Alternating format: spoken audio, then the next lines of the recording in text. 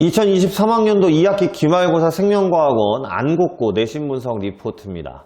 안곡고 같은 경우는 지금 1학기 중간, 1학기 기말, 2학기 중간 전부 다 난이도가 많이 높은 편이었고요. 올해 같은 경우 생명과학은 특히 대신에 2학기 기말고사에서 생태계만 보게 되면서 이제 2학기 중간고사 때 유전을 다 마무리를 하게 되면서 이 생태계 파트가 아무래도 계산보다는 주변 현상에 대한 암기가 많이 필요한 부분이다 보니까 얼마나 자세하게 나올까, 얼마나 언어적으로 힘들게 나올까, 이런 부분에 대해서 걱정을 많이 했었거든요. 우선은 시험 범위가 생태계 뿐이었고요. 그 다음 객관식 25문항만 또 출제가 됐습니다. 문제는 수능 특강이나 고3 학평 수능 기출에서 변형된 것이 많이 출제가 됐는데요. 역시나 문제 안에서 이제 언어적으로 헷갈려 할 만한 소지를 넣거나 또는 그래프 해석이나 용어 정리에 대해서 조금 깊숙하게 묻는 문제들이 출제가 또 돼서요. 역시나 안곡고 이번에 변별력을 갖추기 위한 노력을 많이 했다라는 것들을 보여주는 시험이었기 때문에 어차피 지금 이거를 이번 연도 학생들이 보기보다는 내년이나 내후년을 준비하는 친구들이 보실 거잖아요. 그죠? 반드시 이 2학기 기말고사 생태계 시험지를 좀 구해서 한 번쯤 그 안에 있는 내용들을 이게 보시면서 좀 깊이 공부를 하시는 것이 좋지 않았을까라는 것들을 총평으로 드리고요. 대신 좀 특이한 거는 이제 이 생태계 파트는 수능이나 학평에서는 좀 이렇게 나오는 부분이 딱 깔끔하게 정해져 있어요. 논란의 여지가 있으면 안 되기 때문에.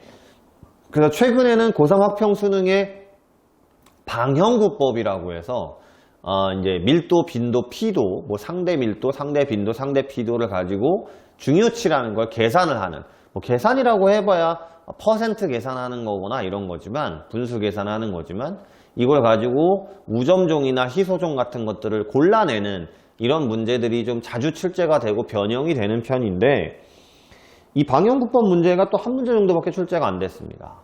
그리고 이제 에너지 효율이라고 해서 학생들을 제일 까다롭게 할 수 있을 만한 부분도 있거든요. 이것도 이제 한 문제에서 두 문제 정도밖에 출제가 안 됐고요. 나머지 부분의 대부분의 문제들은 그래프나 그림을 가지고 해석시키려고 하는 문제들이 출제가 많이 되다 보니까 오히려 조금 생각이 많은 친구들 또는 공부를 또 많이 해서 이 그래프 해석을 나름대로 하는 친구들이 또 실수가 많지 않았을까라고 보여주는 시험이었다고 볼 수 있습니다. 대표 문항 분석은 이제 시험지를 좀 출력해서 보시는 게 좋을 것 같은데요. 이제 수직분포라는 게 있어요. 식물 군집의 수직분포, 수평분포 공부를 해보시면 아시겠지만, 이 부분들도 예를 들면 어디가 남쪽이냐, 어디가 북쪽이냐 이런 것들까지 좀 디테일하게 물어볼 수 있는 소지가 있었는데 기본적인 내용만 묻는 문제들이 출제가 됐고요. 그 다음에 아까 말씀드렸던 에너지 효율이나 이런 부분들도 충분히 학생들을 좀 까다롭게 할 수 있는 부분들이 있었던 반면에 아주 기본적인 것들을 묻는, 그래서 중간중간에 언어적으로 힘든 문제들도 물론 있었습니다만 이제 2학기 기말고사 같은 경우는 조금 더 학생들이 생명과학에 대해서 너무 어렵다, 복잡하다 라는 것들의 이런 이미지를 갖고 있는 친구들에게 조금은 수월한 이미지도 주려고 하지 않았을까라는 것도 생각이 들 수 있는 시험이었고요. 가장 언어적으로 좀 난이도를 높여서 낸 문제가 17번 문제입니다. 17번 문제는 이제 천이 같은 경우를 국어 비문학처럼 이제 제초대와 연계를 시켜서 2차 천이를 제초제와 연계를 시켜서 이제 문제를 낸 건데요. 물론 엄청나게 까다롭거나 이런 건 아닙니다만 기존의 문제들에서 보여지지 않았던 기존의 물을 우리가 2차 천이라고 하면 보통은 산불이나 개간 이런 정도 수준이었다라고 하면 제초제 문제를 집어넣고 그 다음에 처음에 시작되는 부분에 대해서 물어본다든지 이런 융합적인 문제를 출제를 하려고 노력을 하셨고요.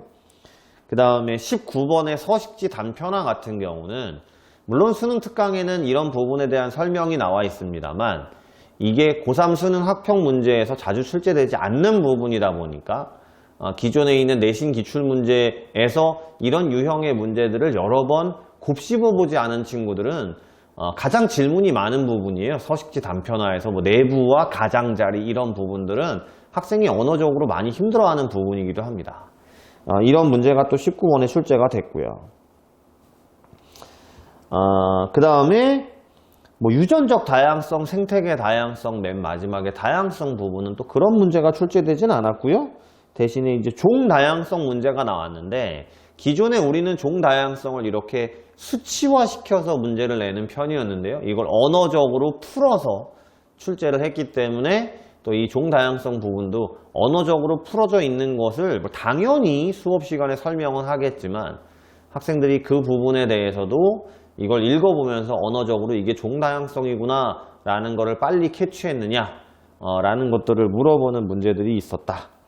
그래서 대표 문항 분석을 보시면 다시 얘기하지만 계산이 필요한 조금 뭐 그동안 중요하다고 여겨지는 문제들도 물론 출제가 됐지만 이런 세세한 내용들을 언어적으로 이해하고 있느냐 라는 것들을 물어보는 문제들이 더 많이 출제가 됐다. 이런 것들을 좀 중요하게 생각해야 되는 시험이었지 않나 라고 생각이 듭니다.